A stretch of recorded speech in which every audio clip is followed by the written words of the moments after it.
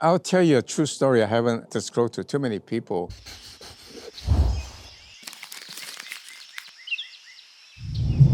Hi, I'm miltonchang of Bonsai Heirloom. You can see the tree behind me is actually a Chinese hackberry tree that I planted from a seed about 25 years ago when we built this home. This area is where I have my English garden, and I've decided to cut this tree down to shape it like a bonsai tree in the sense of the shape of a typical bonsai tree. So this is work in progress. About the third year, I cut it. Each year, I shape it a little bit to have more ramification. So it'll be interesting to keep track of this tree to see how it develops into a full-size, oversized bonsai-looking like tree. The first question was, please share more John Naka story. I can't think of very much, so let me say a few words about John Naka. He's very inspiring to me. He's a very short little man, maybe a little over 5 feet. He was born in the U.S. and grew up in Japan when he was a young man. And I'm not sure he came back before or after the war. I think he came back after the war. He is very dedicated. His passion is bonsai. And so he, in fact, eventually won the very prestigious Agricultural Excellence Award in Japan. So he's recognized both in Japan and the U.S. And he lived in the Gardena, no, in the Santa Monica area, actually, I think, up that way, and teach a lot of the bonsai classes and started the California Bonsai Society, which is very prestigious. And one thing that impresses me about John is that he does not distinguish between different race groups. Anybody who's interested in bonsai, he loves, and he will teach you anything he knows. It's not like, hey, I'm Chinese, you're Japanese, or whatever, but it's like anybody who's interested. So he's truly a gentleman, and he's recognized in the National Bonsai Foundation in Washington, D.C. for his work. You know, his most famous tree is this big clump of, I think, like 7 Hollywood juniper forest. And it's actually intended to be one of his children, or including grandchildren. And it's a really, if you go to the National Bonsai Foundation website, that's one of their featured trees. It's really beautifully done, and it's maintained now over a very long time now. He's passed away probably 20 years ago now, but he's still very recognized. He has 2 books, Bonsai Techniques, 1 and 2, both are highly valued. And he also is very good at sketching. Every tree, before he does it, he will sketch out. In some sense, that's his vision of what the tree is to become. So you may want to do that too. And there's a book, you can probably find a sketchbook. So the 2 books plus the sketchbook about him. He's really quite a gentleman. I really admire him and would like to emulate him in terms of teaching bonsai. So I'll tell you a true story. I haven't confessed a true story, which I never disclosed to too many people. Well, you know, when I first met him, I was a student of Harry Hirao, and he and John Naka are good friends. When Harry Hirao thinks you're good, then he starts to introduce you to John Naka to take further classes because John Naka is much more superior, and also join the California Bonsai Society. And joining the California Society, it was a prestigious thing because you had to qualify more or less. But today, I think anybody can join, which is a good thing. So John Naka was a big shot, and I was an underling. And so I really don't get to take classes from him very much. And eventually, I signed up for his class. I'll go to his class, I'll bring a tree, and I get a sketch from him, and I leave. And the reason is that I was very busy running my company. I really don't have time to sit there 2 hours to go through his tree class. So he didn't like that. And so eventually he said, well, Milton, you know, there are a lot of people who want to take my class. Maybe you should just quit. So I quit. But I learned what he taught me and extrapolated, which I think, in fact, is a blessing in disguise, because otherwise I just follow the traditional method and like everybody else. So anyway, that's my personal confession of a John Naka story. one other question is that I cringed when you broke off that cork maple tree, the big branch, because I was trying to bend it and it cracked.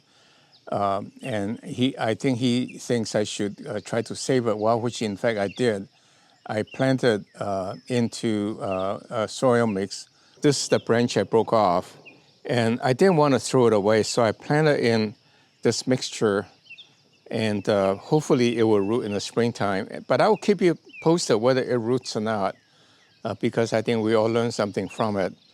This, in fact, teaches me how big a branch I can cut to make elm root, and that for future propagation. But just look at this tree. I can imagine this to be a tree, let's say, grow like this. And you can see it's way too many branches. And I can, for example, cut off this branch. You can see now the tree is a little bit more interesting. Or I can cut off this branch and this branch. Well, I think probably the simplest is to cut off this branch, and then now you got a more interesting tree. But instead of cutting off all together, I can make this branch go out this way to fill this area, and these to fill their own area. So in fact, what I'll do is I just cut off that little bit so that this can go out this way. And you can see that's already a much more interesting tree. So you just keep playing with it. Now, I almost had to say, this tree, I didn't bend it. I clip it to make it grow the way it wants to. But people think of bonsai tree as kind of a contorted with a twist, and that's a bonsai tree. I don't think so. I think the bonsai tree is meant to be an artistic tree. It can be twisted, it can be straight. If you ever twist or have a straight, make sure it's artistic, but not just arbitrary curve. So anyway, I think this would be a lovely, lovely, lovely tree. Look at this. But, time will tell whether it will survive, okay? Hopefully it will root, but given it's a branch about this size, it may or may not root, but I will keep you posted as an experiment. I think I want to discover ideas to share among this group. Can you show me how to maintain your tools? Well, I'm not the, a lot of people who mechanics oriented, the first thing they are taught is how to maintain their tools. I never had the fortune of doing that, so I'm not very good at maintaining my tools. They are messed, they get rusted, they got so forth. But they're easy to maintain just by brush it with a sandpaper or spray with WD-40, and they works great. So I'm not the best one, but I think I'll do a formal video on bonsai tools, because there's a tendency, anything with the word Chinese or Japanese especially, words attached to it or bonsai attached to it, you pay 2 or 3 times the size. I tend to buy very economical utilitarian tools that are used for machine shops, and they work just fine. So I'll do one, but again, I'm not the best guy, but use your common sense to maintain it. I think just keeping it dry will be half of the battle, and have a place, have it easy to find. I tend to leave them all around the yard and having a hard time finding them, so I'm not the best example. I live in San Diego area. What is a drought-resistant tree? Well, that's a very interesting question. We hear the word drought-resistant. Actually, that word can really mean different things for different trees. For example, a tree can have very long taproot, but it's not really drought-resistant.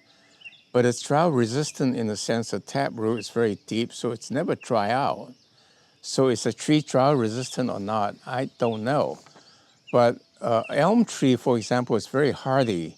It's drought-resistant because it can almost dry to the point all leaves drop, but the tree will survive because it has very extensive roots, and there's enough moisture to retain it. So as soon as the water comes back, the tree turns green.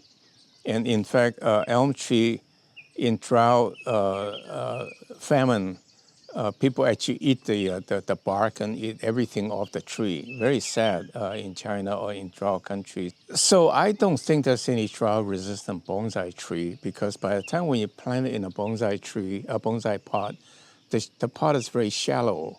And if it dries out, I say, if it kind of dries out, okay, for 1 or 2 days, but 3 or 4 days a week, all the roots are dried out, the tree dies. There's not much you can do about it. So one simple trick is to always push on the top to see if it's a little supple, a little soft, because sometimes it looks top very dry, but because the soil makes the top looks dry, but when you push on it, it's still wet in the bottom, so that's okay. But when you see there's a sign of distress, the leaf turning a little bit shade of yellow or something, water right away, or if the soil is tough, hard to push on. And the other question, several people wrote, what's the best time for repotting? Most of them are taught the best time is spring, which is really true. But you tend to be doing repotting any time of the year. Well, as a practical matter, I have something to demonstrate, so I repot. And also, I'm a little bit impatient when I see a tree really obviously need to be adjusted. I repot it, but I'm very careful to retain enough fibrous roots and cut off another branch on top to keep it balanced so that the tree doesn't dry out. So yes, the best time is spring, late fall or early spring. Late fall because you still suffer the winter, the harsh season. So must wait till the next year. Can bury the whole bonsai into compost or something, and then dig it out next year and then repot it when the spring comes. The temperature where I live get to 110 F in the summer. And which bonsai do you recommend? Warmer weather, if there's any that can survive living in a windowsill indoor during the summer. Well, so that's kind of a convoluted question. First of all, if you are indoor, it won't get to 110 F. So if you keep it outside, it will get hot. And my comment is if you do that, put it in a sort of a semi-shade under a tree or put some shade cloth over it and water it frequently so it doesn't dry out. And I have to confess, I often say you cannot keep bonsai indoor. That's not quite true. Nowadays, due to the prevalence of indoor farming, where they now grow organic salads and all that, organic vegetable indoor, totally without sun, but with controlled lighting. There's a lot of research being done on LED lighting where the light is very efficiently used and keep the vegetable grows vigorously. So I bet you if you find a light for vegetable growing, that's very high brightness and turn it on a long time, I think your tree can be kept indoor and thrive. But again, keep it outdoor, keep it in full sun. That's the best way to grow the tree vigorously and healthily if you keep it moist. One other question is that, is it possible that I keep my graft, the maple tree, for example, just keep working on it, eventually the graft mark will disappear? I would say usually not. It would mitigate somewhat as they fuse, but some would definitely be a big lump right there, either the top very small or there's a lump there or the top is very large. So why take a chance? All you really is set back the tree in two ways. One is that is if you gird the tree just above the graft mark and bury the tree, it's likely that, and I put root tongue on it, it's likely that the root will grow back in 6 months. And when you cut it back, you lost a big root in the bottom, but the top roots will grow fairly quickly to replace it to look more natural, because now you can cut it to make sure the roots are going out radially without twisting and all that. So I think there's a very little to lose to do it right the first time by burying the tree below the graft mark. You lose a little bit of time, but you got a better tree. The other way, you can spend a lifetime working on it and it still wouldn't look right at the end. Again, a question is that, should I use clip and grow or wiring? I think you can do both. I'm not a purist. I think generally you do the wiring towards the end, in a sense that not towards the end, in a sense that towards the tree being close to being a form of a bonsai, to provide the fine tune to make sure all of the holes are covered. But when your tree is being formed to create a vision of what you're trying to make it to become, then I think it's really better to go the clip and grow, because it's an open canvas. You can make it whatever you want. So you can start with a little curve that you think is lovely, and you cut off everything above that. It will come out, and you can shape it to exactly ways to conform, to rhyme with the bottom. So to me, clip and grow gives you much more freedom in creating what your vision is to become. So what I'll do usually is a compromise. I do the clip and grow the first year or two, that's it. And then the rest of the time I will use the wiring. I still remember Jane, one of our prominent members in my bonsai club. She one time took a juniper tree that's totally grown a mess. Lots and lots of greens, but looks like a lump. And she worked all night before the show, one night before the show, and wired every branch, spent all night wiring, and looks beautifully perfect the next day. So that's the power of wiring. So it's good to know how to do wiring, but I think use the clip and grow in the beginning of the training, and then wiring at the end towards the maturity. I'll use this opportunity to point out that you should usually use an older tree to start with. Let's say if I talk about the age of a tree, I say I have this tree for 20 years or 50 years. The truth, I only work on it for the 5 years, in the most recent 5 years mostly. I do a little bit of a shaping in between, but so you have natural advantage to have an older tree if you started with an older tree. So I advocate that. It doesn't have to be big. It suits your own environment, your location, your preference. It can be big or can be small, but start with the older tree. And the last question is really, what's the big deal about California juniper? Well, there's 3 trees I can come to think of that's really narrow and beautiful. One is the California juniper. When they're very old, several hundred-year-old trees dug from the Mojave Desert. The same with the Sierra juniper.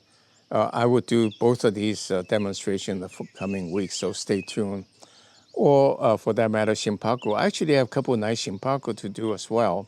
The Shimpaku I have, both of them are actually cut and grown, and they're quite large. And so if you grow them, you can grow California juniper, Sierra juniper, prostrata juniper, California juniper, and for that matter, Shimpaku in the ground for many, many years.